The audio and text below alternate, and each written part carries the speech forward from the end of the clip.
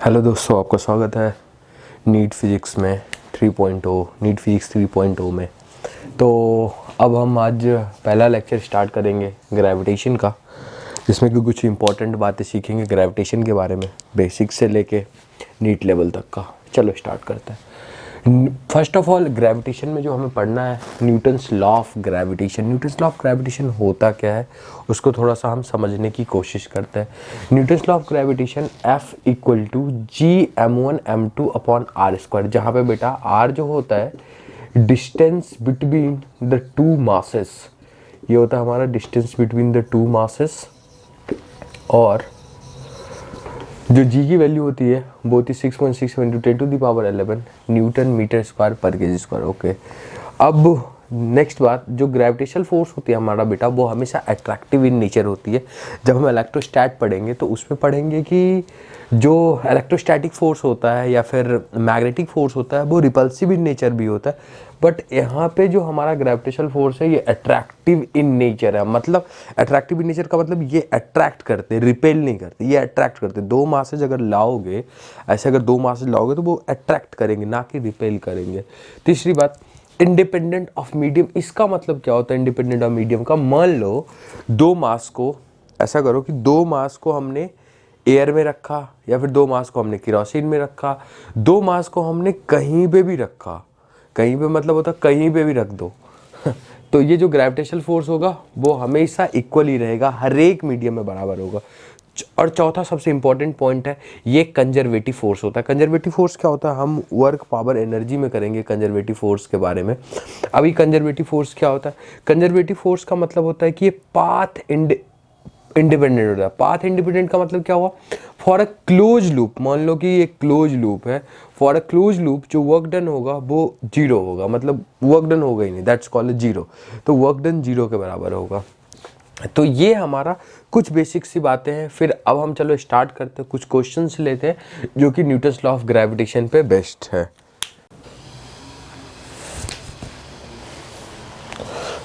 अब हम ये दो क्वेश्चंस करेंगे उससे रिलेटेड। ये फर्स्ट क्वेश्चन ये है, two sphere of mass small m and capital M। पहले क्वेश्चन हम अच्छे से पढ़ते हैं। Two sphere of mass m, एक मास स्मॉल m है और ये कैपिटल M है, are situated in air and the gravitational force between them. बस मतलब ये बोल रहा है कि एक स्मॉल m है, एक कैपिटल M है, वो एयर में सिचुएटेड है।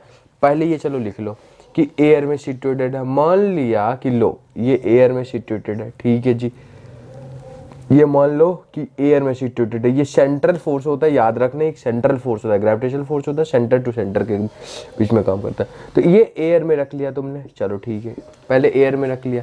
And the gravitational force between them, अच्छा, और इन दोनों के बीच में जो ग्रेविटेशनल फोर्स है F जो तुम लिखते हो वो है G, ये क्या लिखोगे? G small m upon capital M और कुछ डिस्टेंस मान लो r स्क्वायर, जो भी होगा। ये ग्रेविटेशनल फोर्स इन्होंने बोला कि F है। The space around the mass is filled with the liquid of specific, अच्छा ऐसा बोल रहे हैं कि two sphere of mass small m and capital situated in air and the gravitational force between the space around the mass is filled with the liquid of specific gravity. अच्छा अच्छा अच्छा, अब मान लो ये सिंपल सा बात है, एयर में इसका फोर्स इतना है, अगर इसके अराउंड मतलब एक स्पेसिफिक ग्रेविटी 3 वाली लिक्विड डाल दी जाए, इसका स्पेसिफिक ग्रेविटी मान लो ये 3 वाली ऐसे लिक्विड डाल दी जाए, मैंने लिक्विड डाल दिया, ठीक है, मान लो लिक्विड डाल दिया जाए, ये लिक्विड डाल दिया जाए, लिक्विड डाल दिया तो बोल रहा है, ये तुमसे क्वेश्चन बोल रहा है लिक्विड डाल दे, the gravitational force will be. अब ग्रेविटेशनल फोर्स कितना होगा? हमने बात करी थी ये कि ये मीडियम पे डिपेंड नहीं करता, कोई भी ग्रेविटेशनल फोर्स मीडियम पे डिपेंड नहीं करता। मीडियम पे डिपेंड नहीं करने का मतलब क्या हुआ कि इसको मीडियम से कोई इफेक्ट नहीं पड़ता, चाहे कहीं पे भी डाल दो। तो बहुत बच्चे इसमें बहुत सारी क्वेश्चंस बनाने लगते हैं और ये करने लगते हैं। तो सिंपल सा आंसर क्या होगा? अगर एयर में F है तो हमारा किस में होगा F? मीडियम में भी F ही होगा। चलो ये क्वेश्चन हमने डन कर लिया। ये क्वेश्चन को नोट करते हुए जाना और इन सब क्वेश्चंस को लिखते हुए जाना, कहीं नोट कर लेना, और इसी सारे बेस पे क्वेश्चंस आते हैं, क्योंकि सारे के सारे क्वेश्चंस जो मैंने उठाए वो क्वेश्चन बैंक के ही है सब के सब, और बिल्कुल ध्यान से करना है, इसी कॉन्सेप्ट को फॉलो करना है। आराम से हम 2-3 महीनों में नीट के क्वेश्चन को धुआं कर देंगे, बिल्कुल करना है, आराम से हो जाएगा हमारा। अब ये हमारा है दूसरा क्वेश्चन है, चलो ये मैं इसको मिटा देता हूँ। देखो ये भी क्वेश्चन आसान है, बस इसका लैंग्वेज थोड़ा सा घुमाया हुआ है, बहुत आसान क्वेश्चन है। चलो पहले मैं बना रखा था कि जल्दी से मैं एक्सप्लेन कर दूंगा, चलो फिर उसे हम बना के दिखाता हूँ मैं। Two particle of equal masses M naught, दो particle of equal masses M naught, मतलब दोनों मास जो है बेटा वो एम नॉट ही है। मतलब सिंपल सा कहने का मतलब हुआ कि m1 भी m नॉट के बराबर है और m2 भी m नॉट के बराबर है, इन दोनों में कोई भी डिफरेंस नहीं है, दोनों इक्वल मासेस दिए गए हैं। Are moving around a circle of radius r due to their mutual gravitational interaction. अच्छा, वो ये दोनों मास एक सर्कल में घूम रहे due to mutual gravitational interaction, मतलब ग्रेविटेशनल फोर्स की वजह से वो दोनों घूम रहे, म्यूचुअल ग्रेविटेशन। अब ग्रेविटेशनल फोर्स की वजह से घूम रहे हैं, देखते हैं ये क्या बोल रहा है। Due to their mutual gravitational interaction, मतलब ग्रेविटेशनल फोर्स की वजह से वो दोनों एक दूसरे के ऐसे चक्कर काट रहे हैं। मान लो कि मेरे पास तो भी कोई ये बॉल है और एक दोनों बॉल एक दूसरे के साथ ऐसे ऐसे करके क्या कर रहे हैं, घूम रहे हैं, ऐसे ऐसे करके घूम रहे हैं, म्यूचुअल ये ऐसे करके राउंड राउंड घूम रहे हैं। तो ये बोला mutual gravitational interaction. Find the time period of each particle. अच्छा, टाइम पीरियड का फॉर्मूला तो आप लोगों को पता होगा, T = 2π/ω होता है, सर्कल में घूम रहा है ऐसे ऐसे करके। ठीक है, अब देखते हैं। मान लो एक का मास m नॉट है, चलो ठीक है, दोनों सर्कल में घूम रहा है, दोनों सर्कल में घूम रहा है, और कोई इंसान, अच्छा एक मास हमारा m नॉट है, दोनों सर्कल में घूम रहा है ऐसे करके, दोनों के बीच सेंट्रल फोर्स यहाँ पे ये मान लो सेंटर है, दोनों सर्कल में घूम रहा है। एक के बीच का, इस सेंटर से इसके बीच का डिस्टेंस मान लो कितना ले लोगे, मान लो तुमने r ले लिया से, ये हमारा मान लो सर्कल का रेडियस है, तो यहाँ से डिस्टेंस r और यहाँ से डिस्टेंस r, तो टोटल डिस्टेंस दोनों के बीच का क्या हो गया, 2r हो गया। तो कुछ बच्चे बोलेंगे कि सर ऐसा थोड़ी हो सकता है कि ऐसे ही घूम रहा हो। मान लो कोई बच्चा बोल रहा है कि मैं ऐसे घुमाऊंगा, ऐसे घुमाऊंगा, कैसे घुमाऊंगा, ऐसे घुमाऊंगा, म्यूचुअल ग्रेविटेशनल इंटरेक्शन, तो बेटा सर्कल में नहीं घूम फिर ये सर्कल में घूम नहीं रहा होगा। ठीक है, अगर मैं इसका सर्कल बनाऊंगा तो कुछ ऐसे बनेगा। ठीक है, तो इसलिए देखो, तो ये हमारा मैंने सर्कल में ये घूम रहे दोनों के दोनों gravitational force. Find the time period of each particle, बोल रहा है कि टाइम पीरियड बता दो। तो टाइम पीरियड कैसे निकालोगे, T = 2π। अच्छा एक बात और, ओमेगा क्या, ओमेगा ये ओमेगा वेलोसिटी से, ये ओमेगा से क्या कर रहा है, घूम रहा है ये, क्योंकि अब सर्कुलर मोशन इसको इसके लिए थोड़ा बहुत आना चाहिए, अगर सर्कुलर मोशन भी नहीं आता तो कोई बात नहीं, ये ओमेगा से क्या कर रहा है, घूम रहा है। Omega velocity, angular velocity, that's called omega, क्योंकि सर्कल में घूम रहा है ना, तो इसलिए ये ओमेगा है। तो ये ऐसे करके घूम रहा है, घूम रहा है, घूम रहा है। तो T = 2π/ω। अब ओमेगा निकालते हैं, ओमेगा कैसे निकालेंगे, अब इसके लिए हमें प्रॉब्लम है कि सर ओमेगा हम कैसे निकालें। चलो ठीक है, एक काम करते हैं, देखो अगर हमने सर्कुलर मोशन पढ़ा है, सर्कुलर मोशन पढ़ा है, अगर कोई सर्कल में चीज घूम रही होती है, सर्कल में ऐसे करके मूव कर रही होती है सर्कल में ऐसे, तो क्या होगा बेटा, that's act toward the centre. ठीक है, तो यहाँ पे कौन सा फोर्स लग रहा होगा, यहाँ पे लग रहा होगा एक सेंट्रीपिटल फोर्स। और सेंट्रीपिटल फोर्स कोई नया काइंड का फोर्स नहीं होता है, ये हमारा ऑलरेडी एग्जिस्ट करता है, बस उसका नाम अलग हो जाता है। हम हमेशा डरते हैं सेंट्रीपिटल, उसका नाम अलग हो जाता है। तो यहाँ पे जो सेंट्रीपिटल फोर्स होगा वो किसके किसके इक्वल होगा, वो ग्रेविटेशनल फोर्स के इक्वल होगा। क्यों इक्वल होगा, देखो जब हम सेंट्रीपिटल फोर्स पढ़ रहे होते हैं सर्कुलर मोशन में, तो वो टेंशन की इक्वल होता है। जब क्योंकि अभी हमारे पास बहुत कम टाइम है उसको एक्सप्लेन करने के लिए, बस हम समझ जाते हैं बस थोड़ा सा, कि वो मान लो तुम एक रोप ऐसे घुमा रहे होते हो, तो वो टाइड होता है, वो रोप ऐसे सेंटर से हम ऐसे करके घुमा रहे थे, तो इधर टेंशन लग रहा होता है टुवर्ड द सपोर्ट, वो ऐसे घूम रहा होता है, तो T = FC के बराबर होता है। यहाँ पे बेटा ग्रेविटेशनल फोर्स, बस ये याद रखना है, सिंपल सा बात बता रहा हूँ, कि अगर कभी भी तुम्हें क्वेश्चन में ये दे दिया जाए कि मान लो कि कोई चीज सर्कल में घूम रहा है, ग्रेविटेशन रोटेशन का क्वेश्चन है एक ऐसे ट्रिक वाइज, तो सिंपल सा लगा देना, आंख मूंद करके लगा देना है Fg = mc। Fg जो ग्रेविटेशनल फोर्स, वो सेंट्रीपिटल फोर्स, कौन Fg किसके बराबर होगा, Fc के बराबर होगा। क्यों, क्योंकि सर्कल में घूम रहा है और toward the centre force act कर रही है।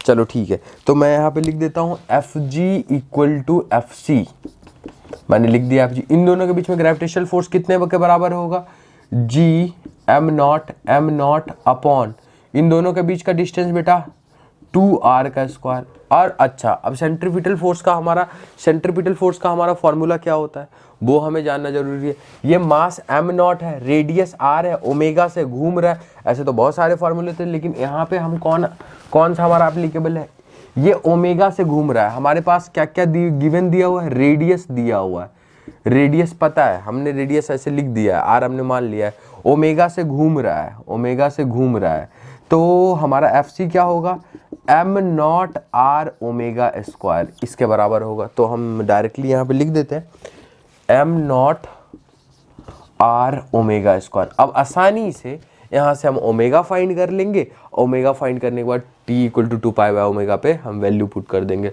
चलो हम ओमेगा कहाँ फाइंड कर रहे हैं, चलो हम फाइंड कर लेते हैं ये ओमेगा। तो ये क्या होगा बेटा, g m0 का square 4r square equal to m0 r omega square. ठीक है, तो यहाँ से क्या होगा, m0 और m0 कैंसिल हो जाएगा। चलो ठीक है, एक m0 गया। अब क्या लिखेंगे बेटा, अब नीचे आ जाएगा g, हाँ ओमेगा स्क्वायर की वैल्यू क्या आ जाएगी यहाँ से, चलो यहाँ लिख देता हूँ मैं, ओमेगा स्क्वायर की value, omega square equal to g m0 upon 4 r cube. ठीक है, तो ये ओमेगा अगर स्क्वायर बेटा इधर ले जाओगे तो किस में कन्वर्ट हो जाएगा, रूट में हो जाएगा। तो हम यहाँ पे क्या कर देंगे, g m0 upon 4 r cube. चलो अब ओमेगा की वैल्यू तुमने फाइंड कर दी, अब तो कुछ रहा ही नहीं, फाइनल आंसर मैं लिख देता हूँ t equal to 2 pi by omega. अब ओमेगा कितना है बेटा, ये हमारा है 2 pi upon root under g m0 four, okay तो एक काम करते हैं, इसको ऊपर लेके चले जाते हैं, ये नीचे आ जाएगा। तो 2 pi root under 4 r cube upon g m0। तो ये बेटा कितना होगा 2 पाई, ये रूट 4 कितना कर दोगे तो 2 हो जाएगा, और आर स्क्वायर का एक आर स्क्वायर, एक आर बाहर निकल जाएगा, अंदर क्या रह जाएगा, सिर्फ आर रह जाएगा। तो इसका हमारा आंसर कौन सा ऑप्शन मिल रहा है, चलो ठीक है अभी एक बार करते हैं, 4 r cube upon g m0। अब क्या हो जाएगा, वहाँ से 2 बाहर ले लेंगे तो हो जाएगा 4 पाई, अच्छा हो गया। तो ये मैं यहाँ पे लिखता हूँ फाइनल। तो ये हमारा क्या हो जाएगा, 2 पाई 4 का कितना हो जाएगा 2 लिख देता हूँ 2, अब रूट में है कोई बात नहीं, तो रूट अंडर, हाँ कौन सा हमारा होगा ऑप्शन, 4 पाई 2, अच्छा ये हो जाएगा 2 पाई 4 पाई, ये 4 का 2 बाहर निकालोगे तो 2 पाई मल्टीप्लाइड बाई 2 r 3/2, ये कितना हो जाएगा बेटा, रूट अंडर g m0। तो हो गया हमारा आंसर, ये हो जाएगा 4 pi r to the power 3/2 upon root under g m0। तो ये हमारा आंसर हो जाएगा 2g m0। कौन सा हमारा आंसर है, 4 पाई, ये ऑप्शन गलत लिखा है बेटा, ये ऑप्शन ये होना चाहिए था, r टू द पावर 3/2, ये ऑप्शन नंबर सी इसका आंसर होगा। अपना आंसर सही है, 4 pi r to the power 3 g m0, ये आंसर सही है बिल्कुल। ये थोड़ा सा इसके लिए हो गया गड़बड़, अपना इसको कॉपी कर लो, फिर अब आगे बढ़ते हैं।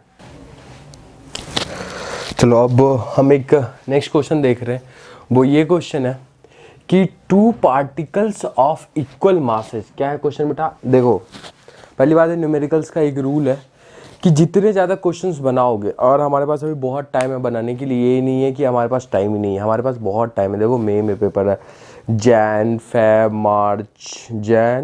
मार्च अप्रैल, 4 महीने में कम से कम क्वेश्चन लगा पाओगे। डेली 30 क्वेश्चन लगाओ, 30 क्वेश्चन से अगर 4 महीने में मैं बताऊँ तो 120 दिन होते हैं।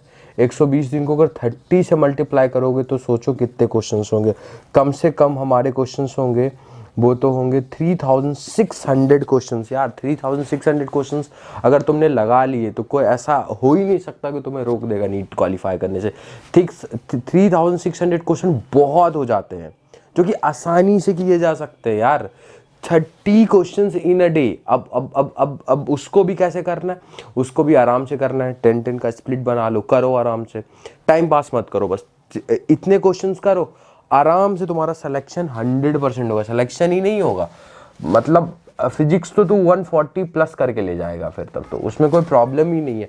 और आसानी से हम थोड़ा सा कॉन्सेप्ट को समझ, और क्वेश्चन जितना लगाओगे उतनी ही आसानी से हमारा पेपर बनेगा, और उतनी आसानी से। डरने की कोई बात नहीं। लोग बहुत डराते हैं कि अरे फिजिक्स में नंबर नहीं आता, ये नहीं होता। अरे कुछ नहीं होता, आराम से होगा, सब कुछ होगा, ठीक है।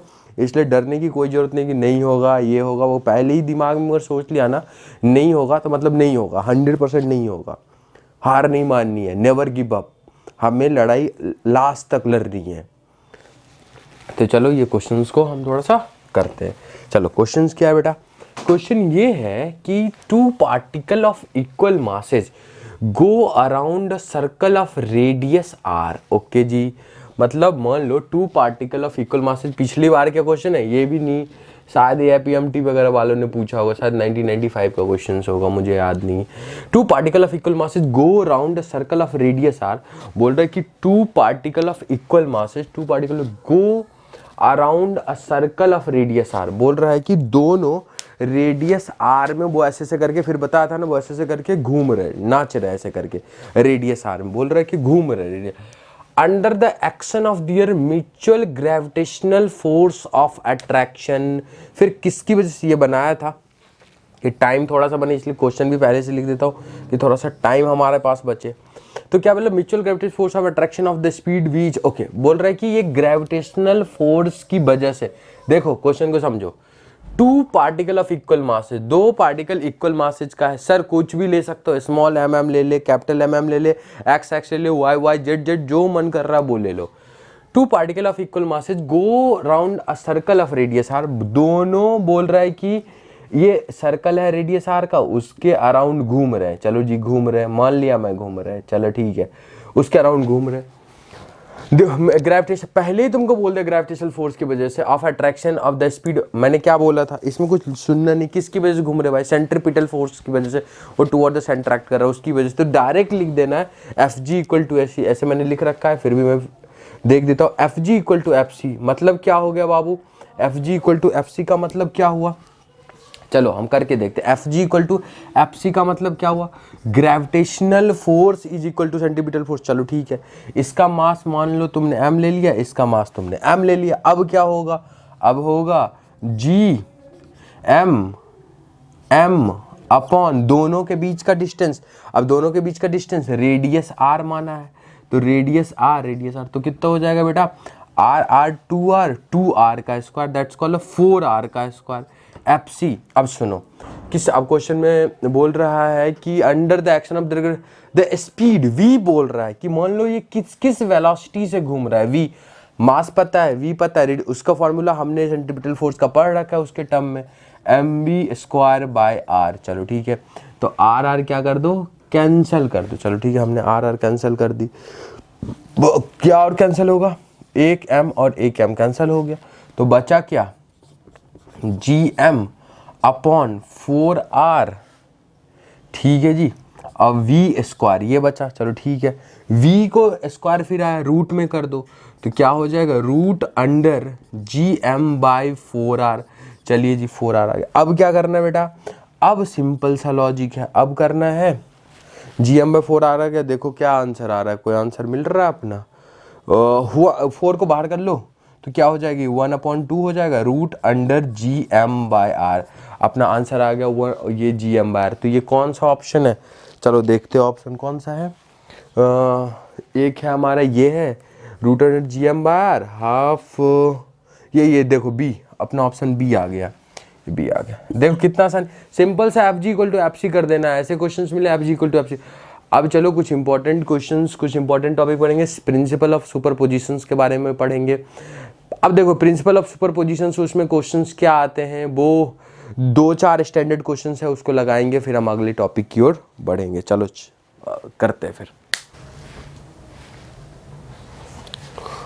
चलो ठीक है, फिर अभी हम नेक्स्ट टॉपिक बढ़ने से पहले हम कुछ स्पेशल केस पढ़ लेते हैं। बेसिकली हमारे बहुत सारे स्टूडेंट्स अभी हम बहुत सारे लोगों ने नहीं पढ़ा होगा वेक्टर्स का एप्लीकेशन, वेक्टर्स ही नहीं पढ़ा होगा, ठीक है। तो अब क्या किया जाए, अब तो हमारे पास बहुत कम टाइम है, उसके लिए अब मैं एक लेक्चर बना दूंगा बहुत ही शॉर्ट में, 30 to 40 मिनट्स का लेक्चर हो जाएगा, वो देख लेना वेक्टर्स का, अभी कुछ दिनों में आ जाएगा, वो लाइनअप में है। तो अभी स्पेशल केस कुछ हम पढ़ लेते जो अभी हमारे लिए बहुत ही ज़रूरी है, वो हमें समझ नहीं पड़ेगा, ठीक है। चलो ठीक है, एक दो केस पर कंपोनेंट ब्रेक करने का रूल पढ़ लेते हैं कि कैसे कंपोनेंट ब्रेक होता है। तो सिंपल सा लॉजिक है, पहले ये मैं सिंपल सा लॉजिक बता देता हूँ। मान ले अगर कोई एक्स और वाई में नहीं लग रहा हो, ठीक है, ये मान लो एक्स और वाई में नहीं लग रहा हो, मान ले कुछ ऐसा दे दिया, कुछ ऐसा जो एक्स वाई प्लेन में है ही नहीं, तो उसको कंपोनेंट कैसे ब्रेक करोगे? एक एक्स में कर देना, एक वाई में कर देना। सपोज मान लो ये एफ है, तो इसका कंपोनेंट कैसे ब्रेक करोगे एक्स में?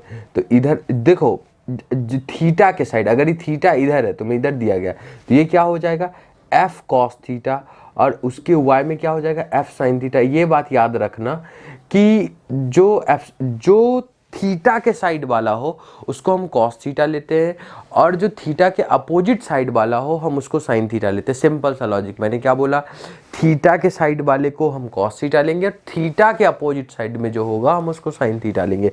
एग्जाम्पल के लिए ये थीटा के साइड है, मान लो थीटा दे, तो ये हो गया एफ कॉस थीटा, ये हो गया F sine theta. As it is ये थीटा/2, मान लो इसका कंपोनेंट ब्रेक करना है, ये हमारा हॉरिजॉन्टल के साथ थीटा/2 बना रहा है, तो हॉरिजॉन्टल के साथ जिससे थीटा एंगल थीटा है जिससे वो हो गया एफ कॉस थीटा 2, उसके वर्टिकल में एफ साइन थीटा 2। हमेशा 90 डिग्री पे होते हैं ये दोनों कंपोनेंट। दूसरा हमारा क्या है, ये थीटा 2, ये भी हमारा एफ है, तो ये हमारा इधर की साइड है, मतलब थीटा के साइड, तो एफ कॉस थीटा 2, और थीटा का अपोजिट एफ साइन थीटा 2। चलो ठीक है, तो इस केस में जो नेट होगा, क्योंकि ये और ये क्या हो जाएगा कैंसिल हो जाएगा, क्यों? क्योंकि इक्वल एंड अपोजिट डायरेक्शन में है, इसलिए कैंसिल हो जाएगा, और ये दोनों क्या हो जाएगा जुड़ जाएगा। कैसे जुड़ जाएगा? एफ कॉस थीटा/2, दोनों देखो दोनों एक डायरेक्शन में लग रहा है ना बेटा। मान लो तुम किसी चीज को अपनी ओर खींच रहे हो, ऐसे करके किसी चीज को क्या कर रहे हो, अपनी ओर ऐसे करके खींच रहे हो। देखो अपनी ओर जैसे करके किसी चीज को खींचोगे, तो मैं भी खींच रहा हूँ, मेरा दोस्त भी खींच रहा है, तो 2 कितना हो जाएगा 4 हो जाएगा ना। एज इट इज क्या है एफ कॉस थीटा, और एफ कॉस थीटा कितना हो जाएगा 2 एफ कॉस थीटा। और ये देख ले, मान ले एक आदमी इधर से खींच रहा है, एक आदमी इधर से खींच रहा है, वो इतना सिंपल है, एफ साइन थीटा 2, ये दोनों क्या हो गए कैंसिल हो गए। अब नेक्स्ट है, अगर दो फोर्स सेम बोल रहा हूँ लेकिन मैं एफ, ठीक है, तो ये एफ और एफ है, तो ये दोनों 90 डिग्री पे, तो इनका एफ नेट कितना हो जाएगा √2। सर कैसे निकालते हो? सिंपल सा बात है, √a² + b² + 2ab cos theta, जो हमारा रिजल्टेंट का फार्मूला होता है वहाँ से निकाल लेते हैं। यहाँ पे ए और बी क्या हुआ है, एफ और एफ है, जिसमें कि √a² + b² + 2ab cos theta, तो a² एफ का स्क्वायर, b मतलब एफ का स्क्वायर, 2ab 2 × एफ, तो हमारा कितना 2f², फिर हमारा वैल्यू कॉस की डाल देंगे यहाँ पे जितने भी एंगल पे होगा। चलो फोर्थ ही है, तो याद रखना कि अगर दो 90 डिग्री पे हो तो √2, और जो भी हमारा दिया होगा, चाहे तुम फोर्स निकाल रहे हो जो भी निकाल रहे हो, तुम यहाँ पे लगा दोगे, अभी क्वेश्चन पे पता चलेगा हम जब बनाएंगे और तो एप्लीकेशन। दूसरी बात, अगर 45 डिग्री पे है तो कितना हो जाएगा एफ नेट, उसकी वजह से 2 + √2 to the power 1/2 multiplied by F. ये मैंने कैलकुलेट कर रखा है, बट ये तुम्हें याद होना चाहिए क्वेश्चंस बनाने से पहले, जिससे कि क्वेश्चन बहुत अच्छे तरीके से लगेगा, क्वेश्चन फास्ट लगेगा, इसलिए याद ही होना चाहिए ये। अब तुम निकालने नहीं बैठ जाओगे कि उसको मैं निकाल रहा हूँ। केस थर्ड है, अगर 60 डिग्री पे है दो फोर्स तो √3f के बराबर है। केस फोर्थ, अच्छा ये था।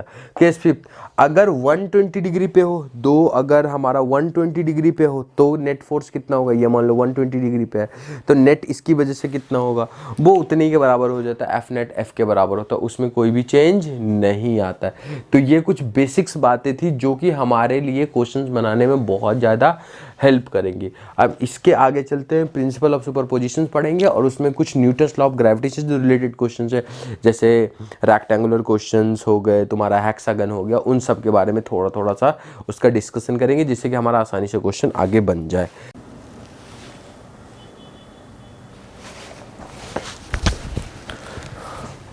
चलो, तो अभी हम बात करते हैं principal of superposition of gravitational force. Principal of superposition gravitational force कहता क्या है, सिंपल सा लॉजिक है principal of superposition of gravitational force कहता क्या है।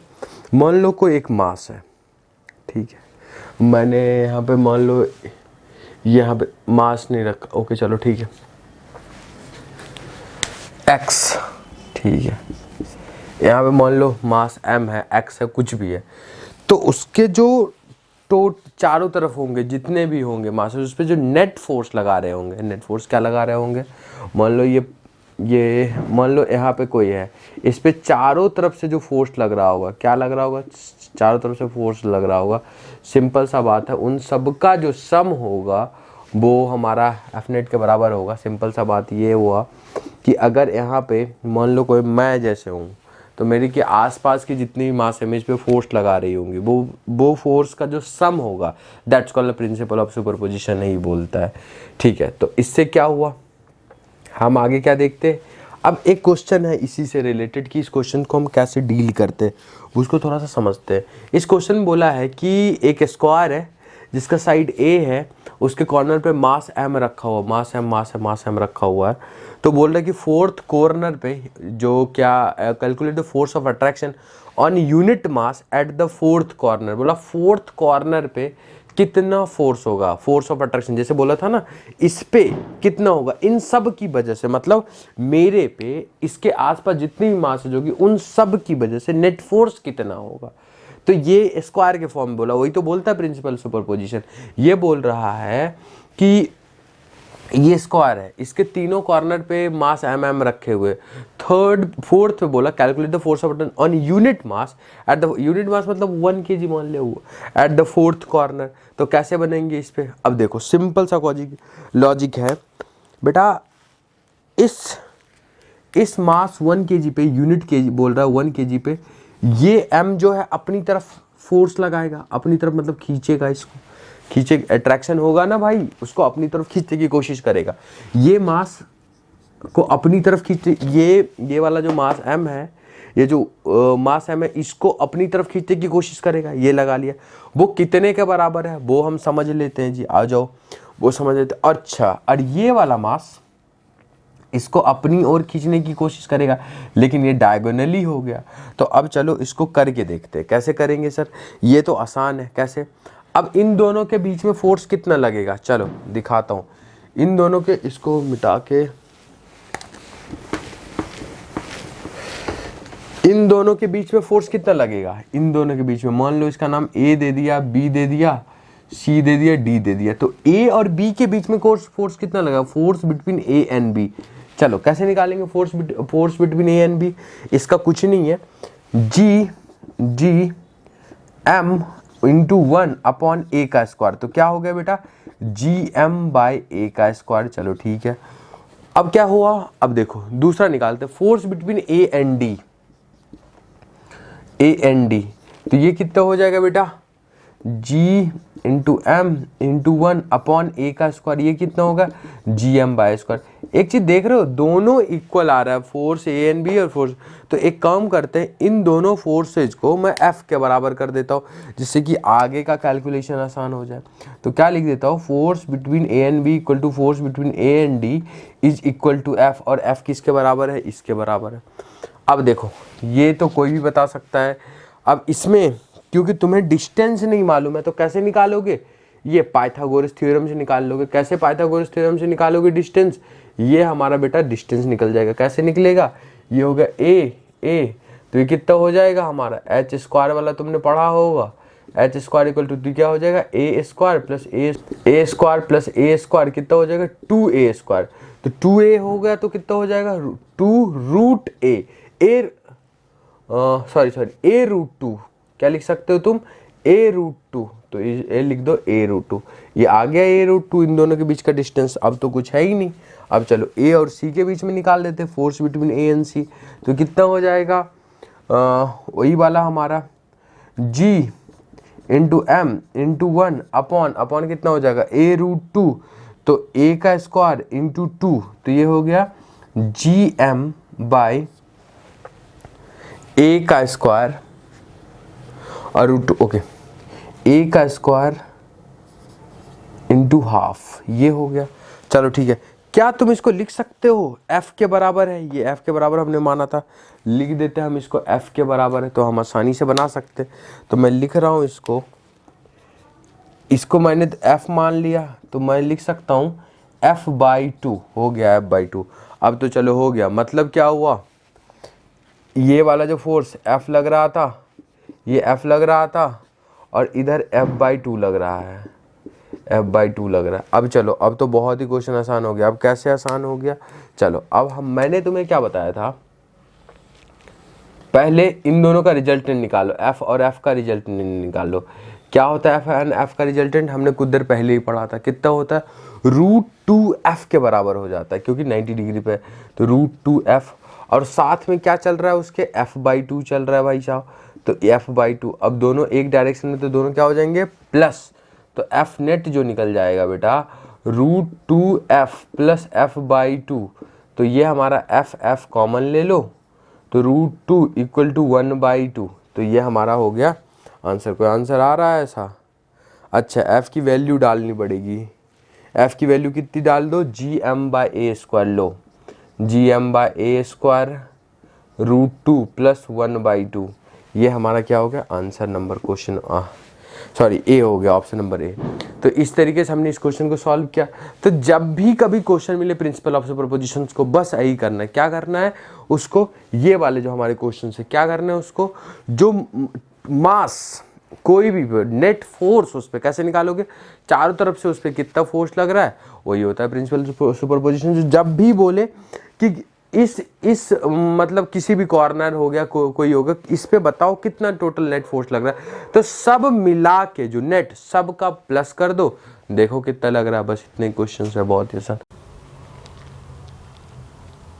बेटा नेक्स्ट क्वेश्चन हमारा तुम्हारा ये है कि 3 particles each of mass m are placed at the 3 corners. क्या क्वेश्चन हमारा, थोड़ा सा इसको देखते हैं। देखो ये क्वेश्चन है, 3 particles each of mass m are placed at the 3 corner of equilateral triangle. The center of the triangle at distance x from either corner, full stop. If a mass m be balanced at the center, what will be the net gravitational force? देखो simple सा बात है, ये question में ये तुमसे पूछ रहा है कि मान लो एक इक्विलेटरल ट्रायंगल है और उस पे कॉर्नर पे एक यूनिट मास m रखा हुआ है, ठीक है। The centre of the triangle, ये सेंटर ऑफ अ ट्रायंगल है बेटा, ये सेंटर ऑफ अ ट्रायंगल है। The centre of a triangle at distance x, the centre of a triangle at distance x, मानो एक कॉर्नर से डिस्टेंस x तुम लेके चल रहे हो, ठीक है। If a mass m be balanced at the centre, अगर कोई मास m जो है वो सेंटर पे बैलेंस्ड है, then what will be the net gravitational force, तो इस पे नेट ग्रेविटेशनल फोर्स कितना होगा। तो पहला ऑप्शन है 0, दूसरा ऑप्शन है 3gm small m upon x², दूसरा c2gm स्मॉल m, ये फिर चौथा ऑप्शन, ये देखते हैं अब, चलो बनाते हैं। तो पहले मैंने क्या किया, इस क्वेश्चन को समझाने की कोशिश करता हूँ। पहले मैंने क्या किया, चलो इसको मिटाना है, चलो ठीक है, एक ट्रायंगल बना लिया पहले। चलो ये है बेटा इक्विलेटरल ट्रायंगल। क्या है, इक्विलेटरल ट्रायंगल। अगर बेटा इक्विलेटरल ट्रायंगल है तो तीनों साइड्स क्या हो जाएंगे, इक्वल होंगे। तीनों साइड्स इक्विलेटरल ट्रायंगल के बेटा इक्वल होते हैं। And the 3 corner, okay, the centre of the triangle at distance x from either corner, और मान लो सेंटर जो है कॉर्नर से x डिस्टेंस पे है, चलो x डिस्टेंस पे मैंने बना लिया, x डिस्टेंस पे है, और इसका कैपिटल M रखा, सब पे जो कॉर्नर पे मास है वो कैपिटल M है। If a mass m be placed at the centre, मान लो कि एक मास m जो है वो सेंटर पे है, एक स्मॉल m जो है वो सेंटर पे है, What will be the net gravitational, इस पे नेट ग्रेविटेशनल फोर्स कितना लगेगा। सिंपल सा बात है, अब देखो ये जो है हमने प्रिंसिपल ऑफ सुपरपोजिशन पढ़ा था कि कैसे क्वेश्चन निकाल सकते। एक काम कर सकते, देख ये वाला जो कॉर्नर है इसको अपनी ओर ये खींच रहा होगा, चल ठीक है खींच रहा होगा, ये खींच रहा होगा, नेट फोर्स तो ऐसे लगेगा हमारा, चलो ठीक है। अब देखते क्या होता है। अब एक बात पता है कि हर एक कॉर्नर बेटा 60 डिग्री का होता है, तो ये वाला कितना होगा, 30 डिग्री होगा, ये वाला भी कितना होगा बेटा, 30 डिग्री होगा। चलो यहाँ तक तो एक मैं डॉटेड लाइन रेफरेंस के लिए ड्रॉ कर लेता हूँ, चलो ठीक है, ये 30 डिग्री है। तो अब क्या होगा बेटा, ये F है, मान लो ये फोर्स F लग रही है, ये भी फोर्स F लग रही है, तो इसको बनाने के लिए एक काम करो, एक यहाँ पे ये ड्रॉ कर लो, ये तुमने ड्रॉ कर लिया, ठीक है। तो इधर मान ले F लग रहा है, F, ठीक है, और कितना है, ये 30 डिग्री है। ये वाला कितना हो जाएगा, ऑल्टरनेट एंगल की वजह से 30 डिग्री, तो ये भी कितना हो जाएगा बेटा 30 डिग्री, ये 30 डिग्री तो ये भी 30 डिग्री, ये 30 डिग्री तो ये भी 30 डिग्री। चल ठीक है, ये 30 डिग्री हो गया। अब क्या होगा, मान ले ये समझ में आ रहा है, कोई प्रॉब्लम तो नहीं है। चलो देखो, तो ये हुआ F, तो इधर कितना होगा बेटा F cos 30 डिग्री। हमने कंपोनेंट ब्रेक किया, चलो ठीक है। इसकी वजह से, इसकी मैं बात कर रहा हूँ, इसकी वजह से नीचे क्या होगा बेटा F sin 30 डिग्री। चलो ठीक है, हमने कंपोनेंट क्यों ब्रेक किया, सिंपल सा बात, हमने कंपोनेंट ब्रेक किया, हम देख रहे थे कि x और y में कितना फोर्स अप्लाई हो रहा है, इसलिए मैंने उसमें ब्रेक किया। चलो नेक्स्ट, अब देखते कि इसकी वजह से किधर होगा, आ जाओ। अब देख रहे इसकी वजह से अगेन ये वाला फोर्स इधर लग रहा है, इसकी वजह से बेटा कितना होगा, देखो देखो एक याद रखना कि जिधर थीटा होगा बेटा उधर ही हम कॉस साइड लेते, जिधर थीटा होगा उधर हम कॉस साइड लेते, उसके अपोजिट में साइन थीटा लेते, ठीक है। तो इसकी वजह से, इस F की वजह से ऊपर क्या होगा, ये हो जाएगा F cos थीटा तुम्हारा, और ये और इसकी वजह से नीचे क्या होगा बेटा F sin थीटा होगा। चलो ठीक है, F sin 30 डिग्री। अब हम यहाँ से बात कर, अब ऊपर की बात देखते, ऊपर क्या हो रहा है, ऊपर हमारा कितना लग रहा है बेटा F लग रहा है। चलो हमको कितना हमारा, ओके, ऊपर हमारा कितना लग रहा है, सिंपली F लग रहा है। चलो अब हम देखते हैं, तो ये कितना, ये तो मान ले सिंपल सी इक्वल एंड अपोजिट डायरेक्शन में है, तो ये और ये कैंसिल हो गया, खत्म। अब हमारा कितना हुआ, ये वाला F इक्वल टू 2F करके देखते वो कितने के बराबर होता है, F equal to 2F sine 30 degree.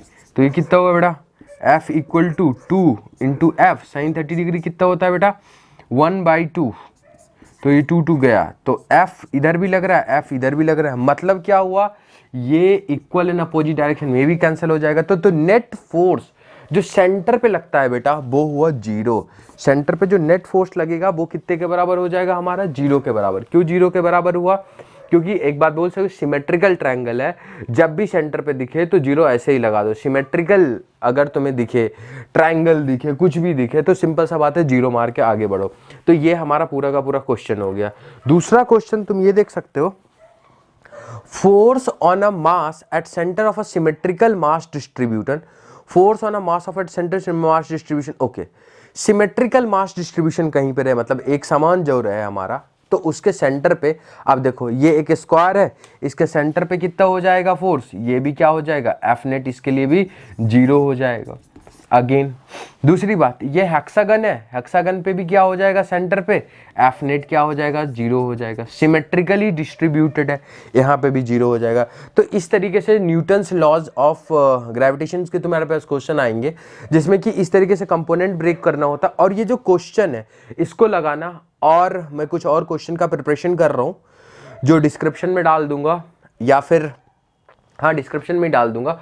उस कुछ ग्रेविटेशन के अराउंड 20 to 30 क्वेश्चन होंगे, इंपॉर्टेंट क्वेश्चन, उसको लगाना और अपना आराम से सारे नीट पे बेस होंगे क्वेश्चन, और आराम से हमारा हो जाएगा, कोई प्रॉब्लम नहीं होगी। तो चलो इसके बाद हम चलते हैं, अब हमारा नेक्स्ट टॉपिक है ग्रेविटेशनल फील्ड, उस पर चलते हैं, देखते कि उसमें क्या होता है।